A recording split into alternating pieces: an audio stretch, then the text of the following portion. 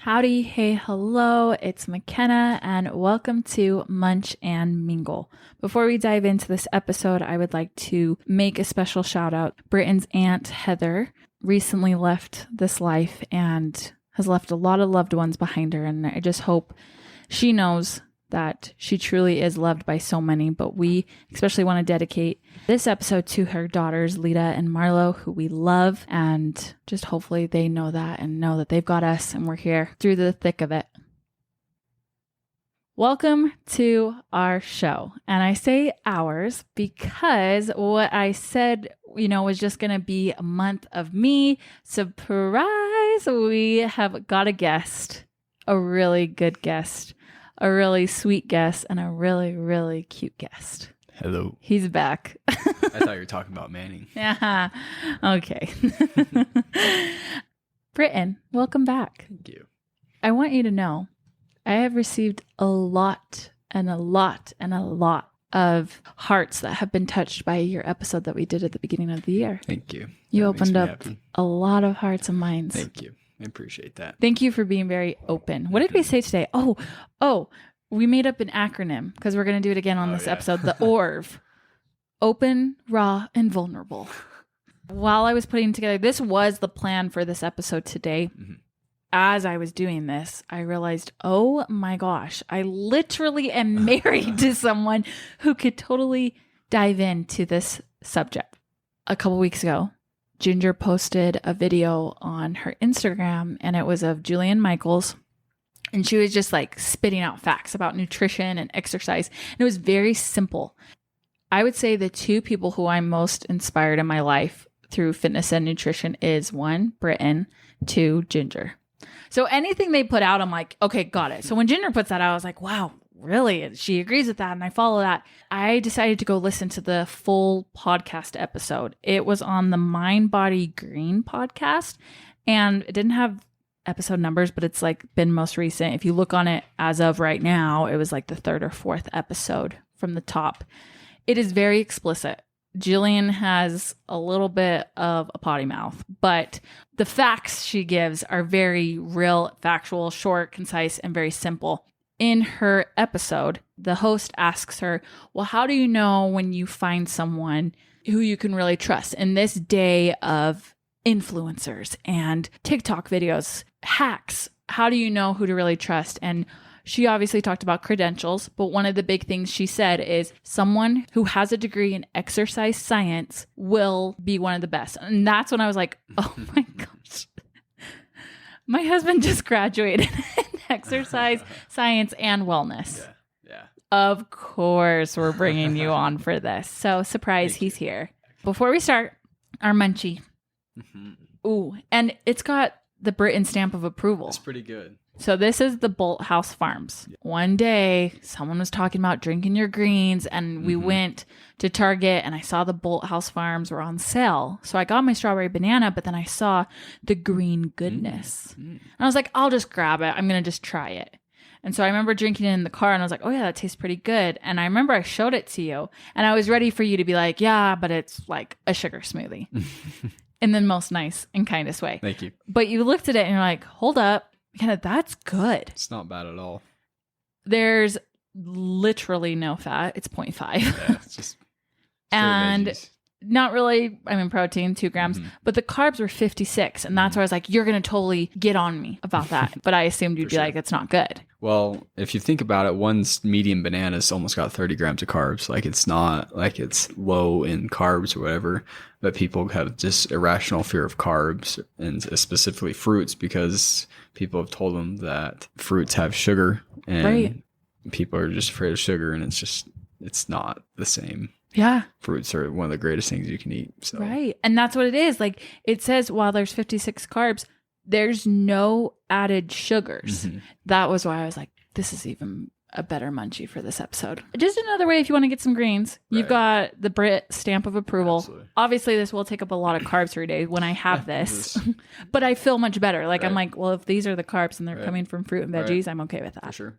We can all agree the health and wellness train is like fresh on the tracks. Everyone's aboard. There's more of a cohesive agreement. Like everyone's like, yes. Right. Kelty O'Connor, which is someone I love on YouTube, she brought this up in one of her videos. Like, this is actually one of those fitness quote unquote trends, but it's actually finally we hit a good one. We're not in some weird off trend that everyone's trying to do, but it's not really sustainable, nor is it really a good thing for everyone. But the whole, we're more aware, we are coming back to really what's basic. That's good. I've been extensively paying attention to my health and wellness. Britt as well, and we're kind of both in opposites right now. That episode I talked about with Jillian Michaels, I know a lot of people hate her, which is so sad because I think they hate her because she speaks truth in very basic terms. Especially these days, there's like two polar opposites. People look for a shortcut. So they don't want to put in necessary work when it comes to health and fitness and health and wellness. And then there's the other side where people think it has to be so hard because that's just the way it is. And it's really pretty simple. You got to kind of find that medium ground. And I think people think that because she just speaks facts that she's wrong, and not necessarily. And that's the thing. That is the thing though about the digital age, is you've got to find good information. There's a lot of information that's out there. Not a lot of it's right. So you got to make sure you're listening to the right people, specifically when it comes to health and wellness, but kind of doing your own learning for your own self. People's bodies are a little different. So you kind of got to find what you like and what works best for you, along with basic principles that will help you kind of guide you along. I think if you've got the basics down, that's where you can start venturing out, seeing all those trendy things. That's fine. As long as you got the basics down. I think that's what she was getting to and what you're going to get to as well. Again, great episode. Also, though, very, very explicit. Don't listen with the kids around. So speaking of credentials, Britton, let's go over yours before we get into kind of everything. To preface this, I won't say that I have a degree in strength and conditioning. I don't have a degree in nutrition or a training degree. I guess they'd be more certificates these days. Right. But you can get those within 2 months. That's why, again, let's think about be careful if you get a trainer. But I think a lot of my credentials come through, one, I've studied it for the past 4 years at BYU. It's pretty much what I've done. And two, I've just had 7-8 years, if not more, of just experience with different types of fitness, different types of health. It's just practical knowledge that I've kind of applied to myself. A lot of the people I follow on social media, I like them because they go against the grain a lot. They don't believe in a lot of the weird voodoo stuff. It's just simple things, and they've experienced it for themselves. I'm a big lifter by heart, so I follow a lot of lifters, but a lot of those lifters, just that's what they say. I've been lifting for 15 years. This is what has worked. This is what hasn't. And most of those things that they talk about are pretty common among them. Let's start you back. I know we've gone through kind of your life on your past episodes. Let's explain little Britt. So little Britt was not so little. He was pretty big, but not in a good way. And I'm not saying I wasn't necessarily like obese just way overweight, but I was a little bit bigger than most of my friends and most people. A lot of that can probably be attributed to my height. I was in the 99th percentile until about 15 years old. We ate pretty good at home. Very good. I will not lie, and I appreciate my mom for that, and I'm glad she did. I will never regret that. But at the same time, just growing up, especially probably from about 5th grade is when I really started chunking up a little bit, until about my junior year of high school. I was probably saw myself as bigger. Maybe I wasn't as much, but at least in my mind, I was bigger. I was probably 220 pounds in my sophomore, junior year of high school. Like, that's not huge, but in my mind, I was very overweight, and I just didn't like how I felt. So I mean, in the preface before, I've always been into playing sports. I've been active my whole life, but I just didn't eat the best. You moved a lot. You guys were doing sports all the time. I was very active. I was always outside playing. If not, I was actually playing rec league sports, super league, football, stuff like that. So I was always doing something. But I ate. What did you eat? We pretty much had cookie dough night every night with chocolate milk. We had McDonald's. Fantastic. We had Reese's all the time. I mean, just any junk food you can think of, we ate it all the time. It was about junior year. Junior year of high school. I think I mentioned the last episode, I had a lot of things going on that year, but I just did not feel good about the way I looked, my weight. I think part of it internally was I played offensive line that year. And the year before I played tight end, and I enjoyed playing tight end, but they moved me to offensive line because I don't think they had a lot of. Well, and you looked the part of an offensive lineman. I hated that season just because it was just not fun for me. I don't mind hitting, but I just would have rather touched the ball. I think I've always been like that. I've wanted to have the ball in my hands or make a play. I just hated sitting there. Defense line was different because you can make a play, but offensive line, you're just very unappreciated, which I'm now realizing is funny because I played the most underappreciated position. But I touched the ball. So I was the first person to touch the ball. So I think that was a big difference. Right. At least I had some control over that. But anyway, I played that and I think I hated it. So I subconsciously was like, I don't want to play that again. So I think halfway through my junior year, I went to my mom and dad. I was like, I just hate how I feel, hate how I look. And both of them were like, okay, we can help you with that. Especially my mom. She's pretty fit herself. So she's like, I'll start helping you. I can cook you food if you need. She made lunches for me that were healthier, I guess. Basic, simple, whole foods that you eat. But I think from that year to the beginning of my senior year, just that 5 or 6 months, I think I lost 40 or 50 pounds. So what did you start doing? What was available at that time for you? I continued to stay active. I got into weightlifting a little bit more. That's when it started a little bit, not as much, but I started to lift a little bit and I enjoyed it. And then the biggest thing was just eating better foods. I didn't really track calories, especially at that age. You really don't need to. If you're just eating better, your body's probably naturally going to do it, especially as a teenage boy. You're just going to lose weight no matter what. But it just switching over to, instead of eating a candy bar, eat a protein bar, just eating chicken, rice, just your simple bro diet, as they would say. But it worked for me. How did you mentally get through that? I think the first couple of weeks were hard, but I think after, the biggest thing is you just got to keep with it until you start seeing a little bit of progress. That's when it starts getting a little motivating. And I saw progress pretty quickly, I would say. So it was pretty motivating. If you didn't lose weight, you were going to be on the line again. Right. So I think I had that in the back of my head. And I've never really been truly skinny, I guess, especially in high school. So I think I liked that. I just felt better about myself. And then I realized I can touch the ball again during football. So it made me feel good. And that was the summer after sophomore year into junior? Junior into senior. Okay. Yeah. So I started probably in January or February, and then I started losing weight. I remember going into football camp in like June or July. We're just doing 7-on-7s, but one of the coaches is like, "You look skinny." I was like, "Thanks." You're like, "Thank you." Thank you. Just busted my butt a whole summer. I think that was a good thing, but I thought it was a good thing. I did add a little bit of weight back for football that year. I think I gained like 15, 20 pounds back because I had to, but it was just different, especially when this could be a whole nother episode, but when you start lifting, especially the first couple of years of lifting, your body adapts so easily. So you just gain muscle at a very quick rate. Of course, that slows down the further into that you go, but it was very easy to gain weight back in a good way. Mm-hmm. So that kind of goes into where you are now. Yeah. So after high school, you went on your mission and you'll look back and I know you'll always say, "Oh, look at how much weight I gained," which is saying something because you were in a very humid place. You were not gaining that much weight. So I was able to eat a lot of food. Yeah. Yes. Pho specifically. Oh, gosh. But then you came home from your mission. Mm-hmm. How much weight do you think you gained on your mission? It's funny because I think I went out, I was like 205, 210. And then I think I lost like 20 pounds because I was in a biking area and it was 100 degrees as soon as I got there. So I just lost weight like that. But I think sort of kind of gained it back.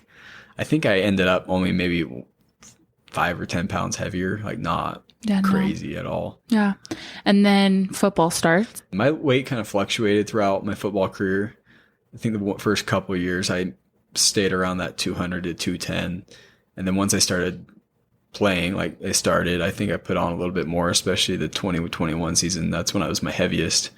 We've been looking through pictures and I was a little chubbier, but I was probably almost 220, 225 there. It's great. Felt strong.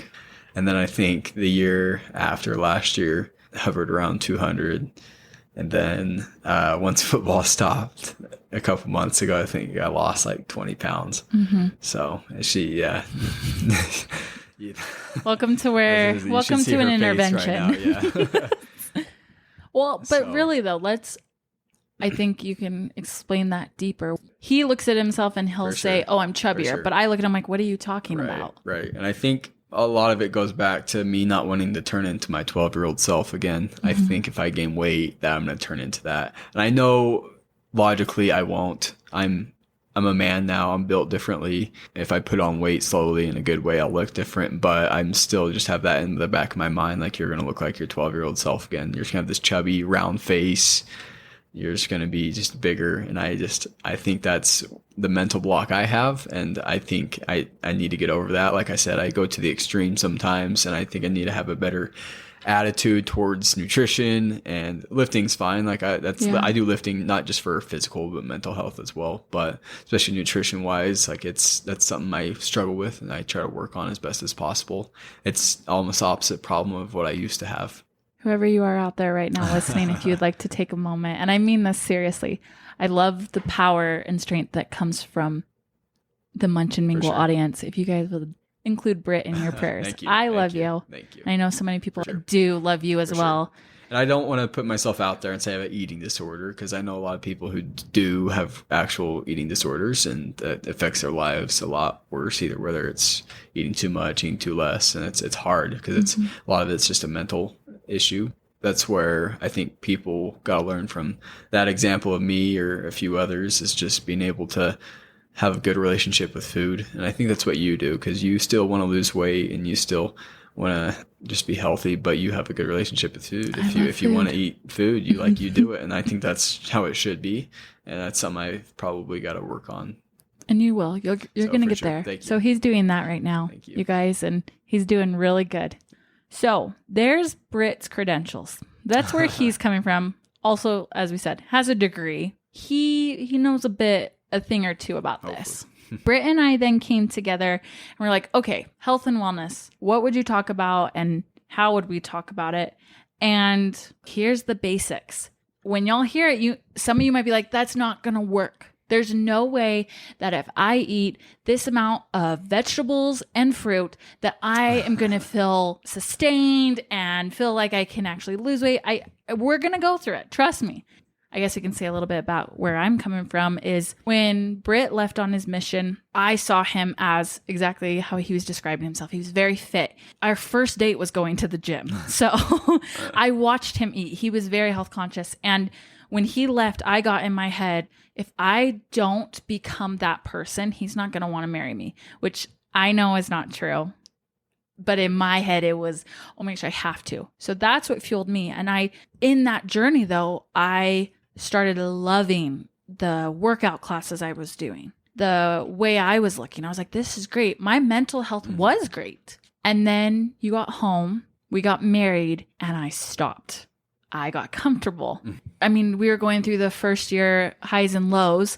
So I was eating. That's when I didn't have a good relationship with food. I was using it as emotional tool.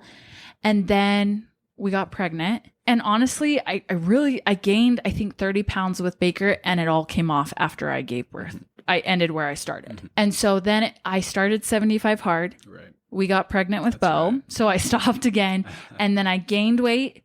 I got super, super bad postpartum depression. Right. I couldn't work out. I couldn't walk. So a lot of that just like built on top of each other. And before we know it, I'm like, oh my gosh, I'm breaking the scale. It's been hard. And so you've helped me a lot with kind of what we're going to go over now. And I'm in it. I'm nowhere close to where I want to be. It's a long journey I've got ahead of me. But I think the biggest thing both Britt and I have agreed on is we want to live healthy lives where we can have a relationship with food, especially because we want to do it for the boys. Right. We don't want them. We've both had our own issues with how we look, how we treat food, and we want them to have the opposite. So that's kind of where we're coming from on this. We have 4 different blocks. I asked Britt, and I was like, what basically makes up good health? And we came up with these 4 blocks. And at first I was like, well, what do you think is like the percentage in each one? Where should you spend? And you said, McKenna, you go 100% in each block. Right. That's it. Right. Because I've always saw this when people say it's 50% nutrition, 50% exercise, or they split it up into groups. I'm like, you got to look at this thing as a whole, because if you don't, you do develop unhealthy relationships with certain aspects of it. Like that's where I've had the struggle, is I have sometimes unhealthy relationship with food. But if you're going 100% on each thing, if you're exercising, if you're eating correctly, if you're resting and doing all these things, then you're going to feel better. That's it. You got to give 100%, but do them all together and not to either extreme. Just find a good balance. It's hard because you don't think it can be that simple. Right. So people, like I said, they either try to make it too hard or they don't give enough effort, but it really is very simple. And then you just stay consistent with it. Right. It's a year. It's a process. Key. Those 4 blocks: nutrition, right, movement, mental health, and rest. I can't wait for that. That is my baby. Rest is her favorite. Oh, it's my favorite. I'm addicted. It's a good thing, though. It's probably the most underrated thing. Even though Britton is gaining at this point in his life, I'm trying to lose weight. Right. I assume a lot of my audience is in there because this is a highly talked about topic. Get as big as possible. Yeah, we'll have Britt do another episode about weight gain if anyone needs that. Yeah. So this is all in terms for weight loss. Right. So nutrition. Is there any special food diet that you feel is the best for weight loss? No, that's very individualistic. And I always tell this to you and to other people. It's very simple. You got to know the laws of thermodynamics, just how your body uses energy. And your body has a certain point, a certain calorie, I guess, line where it'll maintain weight. All you have to do is find out that number. It's different for everybody, but they've got a bunch of online calculators.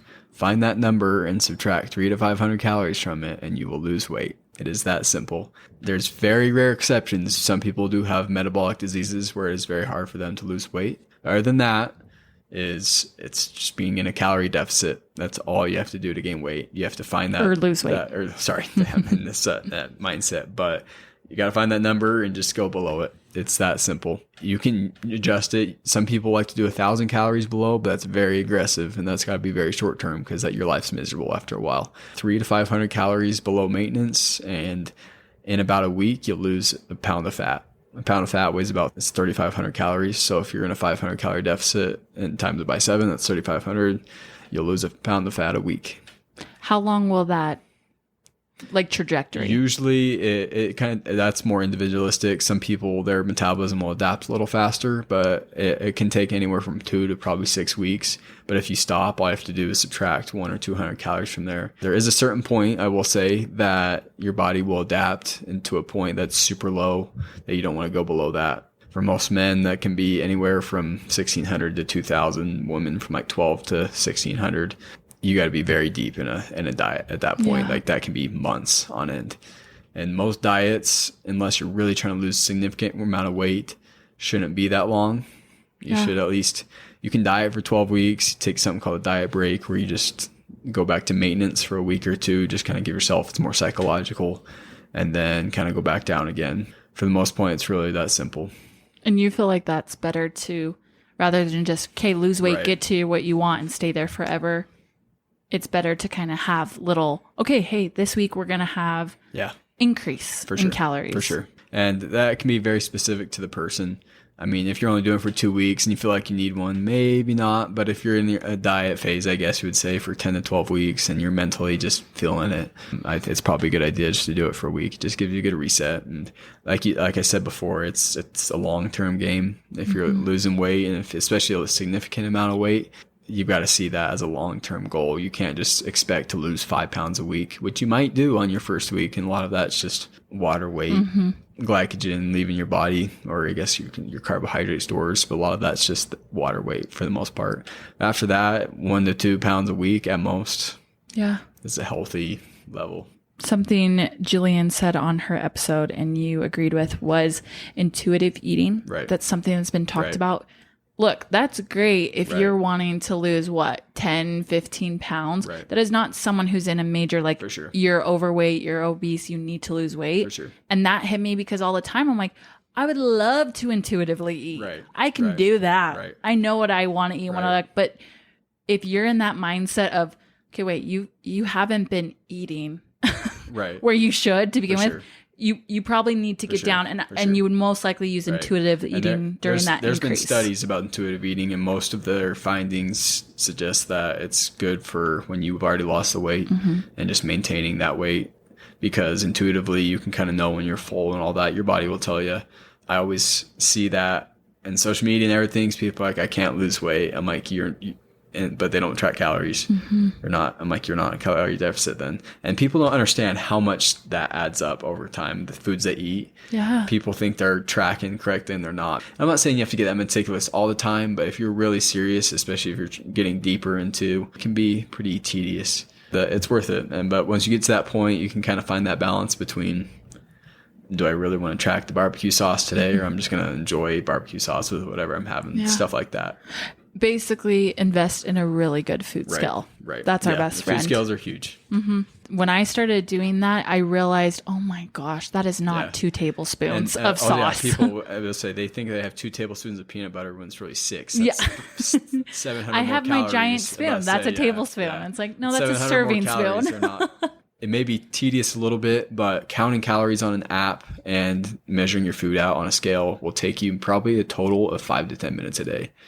It's really not that much, especially once you get into it for a long time. Your calorie tracker, you can just input it in within 20 seconds. Like, it's not hard after that point. Man, there's so much we could go in on this. For sure. Caloric deficit. That's going to be the big change. Now, what are you putting in on those calories, right?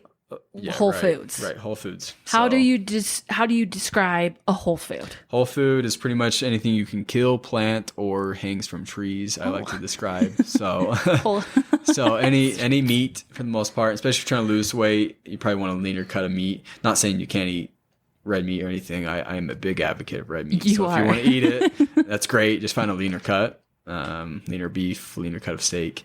Chicken's great. Like, I love even chicken thighs. Even when you're losing weight, it's fantastic. Just more flavor. Whole fruits, veggies, you can eat those. You honestly can't overeat fruit and veggies. There's so much volume in it, meaning that there's way more amount of food for how many calories you get. Veggies are the same way. They practically got 0 calories. I know there's a thing out there. It's called the 80-20 or the 90-10 rule. It pretty much says 80 to 90% of your foods should be whole foods. And if you want a meal every now and then, every week or two, just to have fun, go have a burger, go do something. And again, that's just depending on goals. If you want to have it, and if it slows your progress just a little bit, that's fine. Just got to look at your calories as a budget, where you want to spend it. If you want to spend 80% of it, 90% of it on things that will keep you going, and then the other 10% is just fun money. Honestly, what has helped me so far is I'm working up to that treat. Right. And I know it's going to be good because I'm not wasting it. Also, changed my whole view on Whole Foods. Ginger was moving. We went over to her house and she had all these books. And she had this random like paperback book about vitamins. And I was just like, okay, whatever, I'll grab it. It is called The Complete Guide to Natural Vitamins from Food and Supplements by Lizzie Straight. It goes through every single mineral, vitamins. It has changed my life. Yes, they're great for weight loss, but a lot of the reason you eat the good whole foods, the things that have been eaten for thousands of years, is because they give your body the things they need. Yeah. Vitamins, minerals, antioxidants, basic macros, so protein, carbs, fats that your body just needs.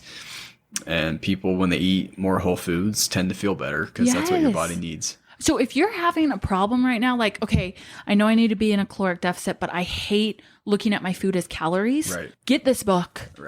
Look at your sweet potatoes as, what is it? Vitamin K, vitamin A, one of those. When I started seeing them that way and I was like, but look at all these vitamins that I'm getting. It made me want to eat those whole foods. And I love in this book, they say it constantly throughout it. Like, sure, you can get magnesium out of a pill. You can get vitamin D, whatever, in a pill, but it will always be better from a whole food. Every time.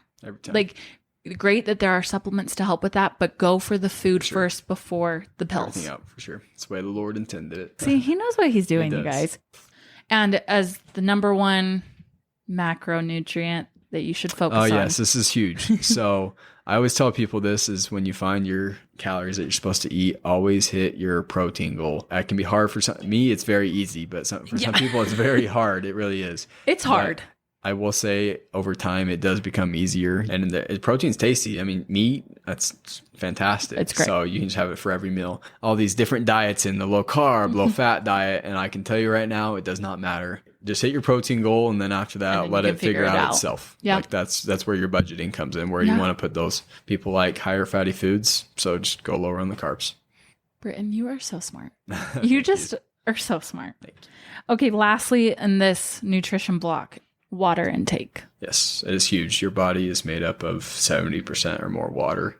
That's what your blood is made up of. All your cellular processes involve water. Water is huge. Try to get at least half to three-quarters gallon. Mm-hmm. If you can't get a gallon, that's great. I know it's hard for some people, but just drink more water. That's the main basis at that point. The biggest thing you've taught me this time around is eat. And if I finish and I'm like, oh, I'm still hungry, drink. You're like, hey, just go drink your tumbler. Then if you're hungry, we can eat some more. And usually by the end of that, I'm like, I'm full. It's full. It's filling. And that's the best part about it. It's another trick. If you're hungry, it does fill you up pretty good. Real quickly. Intermittent fasting. Mm-hmm. I think it's just like everything else. If it works for you, it's great. Biggest thing about intermittent fasting, I don't think it has any magical powers. It just helps people stay in a caloric deficit because they have a 12-hour window where they can't eat. That's great for some people. Some others can't do it because they graze or have binge eat too much. Mm-hmm. It's like any other diet. If you do keto, intermittent fasting, just all those diets, their main point is to keep you in a caloric deficit. Whoa, hold on. Brain blast just right there. You're so right. That's all they are. They come with flashy books and different things, but the only reason they do it is you're in a caloric deficit. That's it. Oh my gosh. That's where I said it's very individualized. You got to find what works best for you. But just know the basics is caloric deficit. I will say that 100 times because when people say they can't lose weight, I'm like, you're not eating in a caloric deficit. Yeah. It's just the laws of thermodynamics. Yeah. Wow. Like that was going to be a whole episode on that, but it was good because I think that's the main one. Yeah, everything else that's where people struggle. Yeah. A lot. Yep.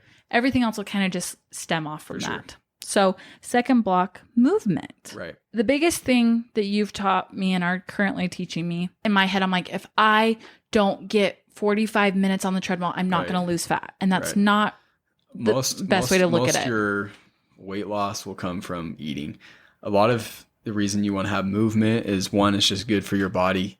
It helps with cardiovascular health, with muscular health, just metabolic health in general. Maybe 5 to 10% of your weight loss will come from activity alone.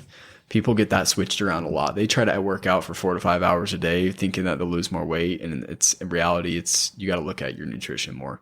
It's that retraining of the brain again. Just like we were talking about, if you look at foods differently and what they're made up of, it helps you to be like, I want those. Same with movement. There was a study that was done. They compared a group who did exercise and the caloric deficit and then somebody who just did a caloric deficit. So they both lost about the same amount of weight. Mm-hmm. But the group who did physical activity plus caloric deficit had better overall health markers. Their cholesterol was lower. Their blood sugar was at a healthy level. Their triglycerides, all that was just better.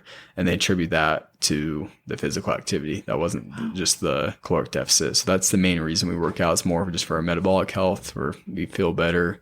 Mentally, there's been multiple studies, been proven over and over again that it's just amazing for your mental health. Right. It's very individualized. Find something you like, find something you enjoy. I hate the fitness industry now because people are just villainizing everybody. Like CrossFit's bad, or lifting weights, strongman, powerlifting, runners, biking. Like they all just hate each other. And I don't know why. Just find something you enjoy. Yeah. If your goal is to gain muscle, then go lift weights. If your goal is to get strong, go do strongman. If your goal is just to run and be healthy, go run.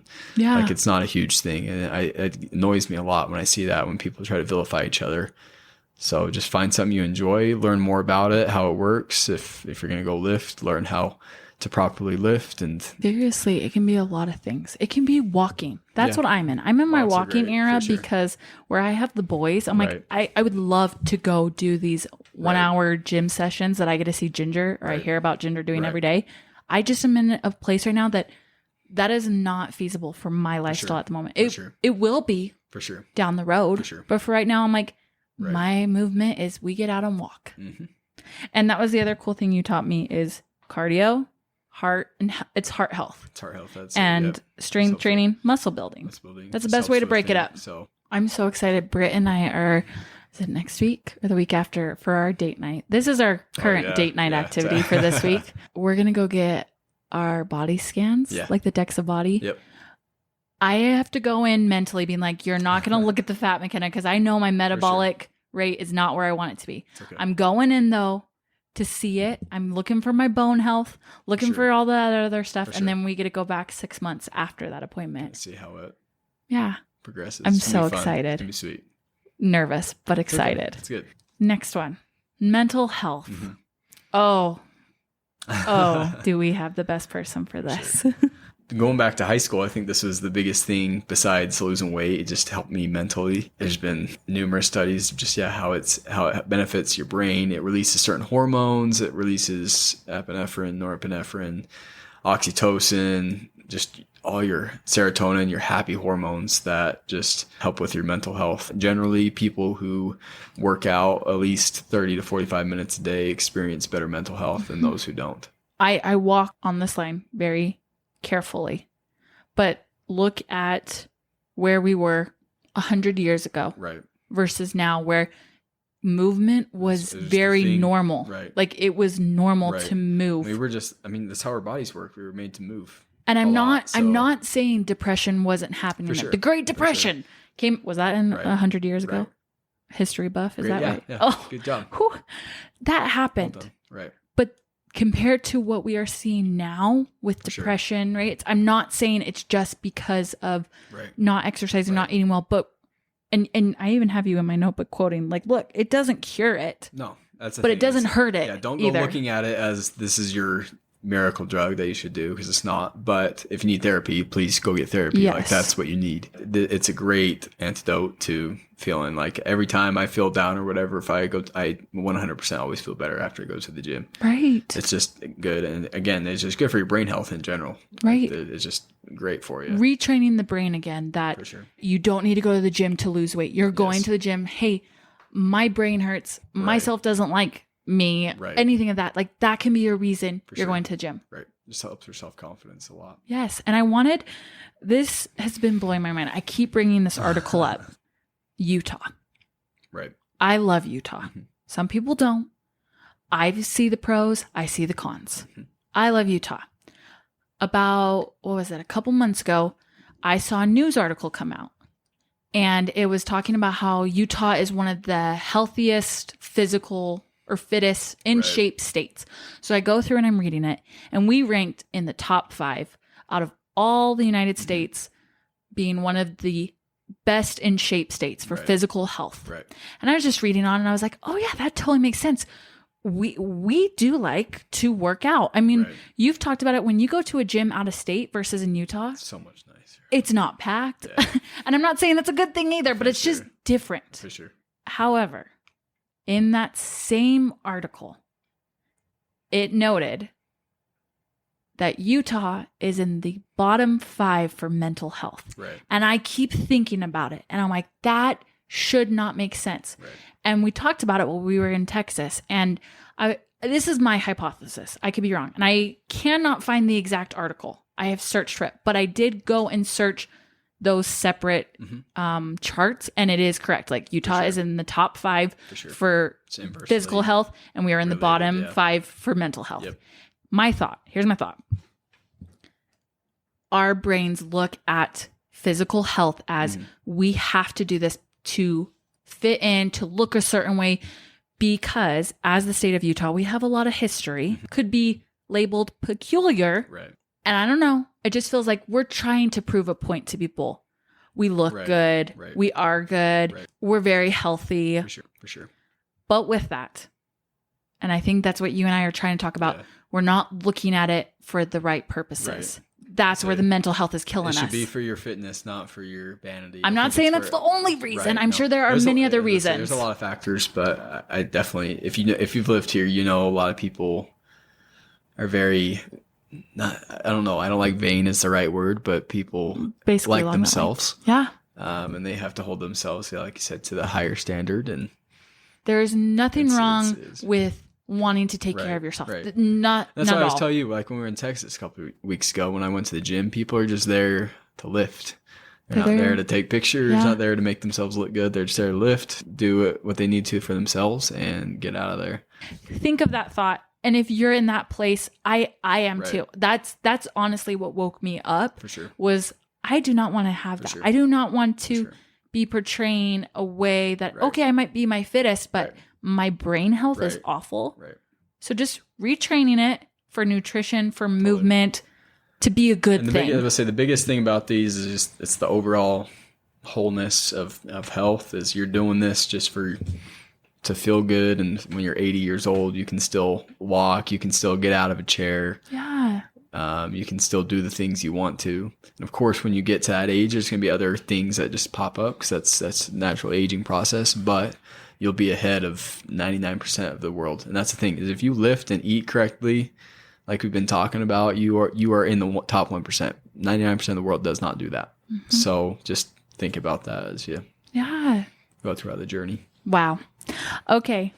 To our last block. Yes. Which is perfect because we're actually kind of disobeying it right now, but it's okay. We Right. usually always counteract it. So rest. Mm-hmm. Now we're going to talk about it in two parts. Resting from movement, Yes. but also sleep. Yes. So we'll start with the rest because I'm so ready for the sleep one, you know.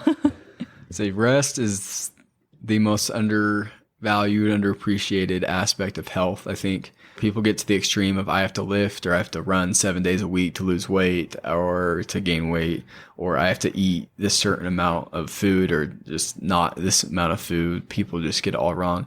But resting from working out, resting from just we could even say nutrition, nutrition, just giving yourself a break, or just sitting down and relaxing a little bit just for your brain to not think, just Self-care, sitting there, just mental self-care. But rest is it's so important for you because that's where your body repairs itself. Yes. That is. People. Do you want me to pull Genesis out? I'm ready. I don't lift more than 3-4 days a week. I was about to say, but they rested on the 7th day. Yes. But it's such an underappreciated principle because people just drive themselves into the ground and they don't dig themselves out of their hole. If I'm lifting weights, technically you're kind of breaking down certain parts of your muscle.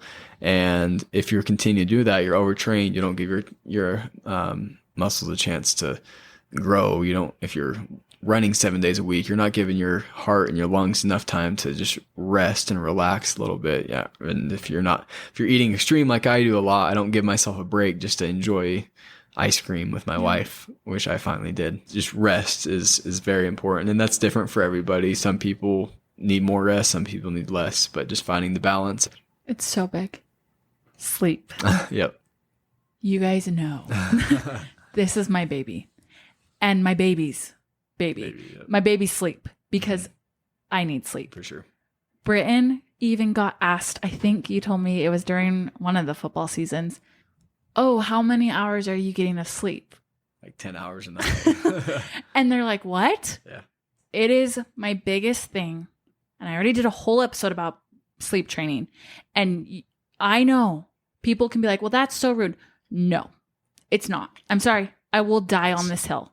Right. Because when you get sleep, especially when you have children, it will do more good for you in the long run. Sure. If you are getting good amount of sleep, the rest of these blocks are going to start cohesively coming together. And it's the opposite. If you're not getting enough sleep, it'll kind of detriment. Break it apart. In my opinion, sleep is the number one health benefit. Hands down. If you're not getting sleep, it ruins doesn't ruin, but it can affect a lot of things. Mentally, physically, emotionally. Like, just sleep is the number one thing you can do for your body. And like you said, you can talk about, this can be a whole episode, but just having a good sleep routine, just sleeping enough. If you have kids, making sure they be able to sleep just so you can get sleep. There's so many factors that go into it. But now, I'll just say it. I know I do have a separate episode about why your kids need a sleep routine. That first month, it is a little difficult. For sure. It's a baby and it's fine. Natural part of it. But I promise you can get a 4-hour window of sleep. For sure. It's either going to be in the day or it's going to be during the night. And that is what sleep training is. Right. And that is why I stand behind it, because that makes sense. I am not starving my child. Right. I'm not letting my child cry. I'm actually probably really soft. The benefit for our children, the benefit for us in our marriage, exponential. For, what is it, an 18-year-old? Is it 19? 18 and up to, it's 7 to 9 hours of sleep. Yeah.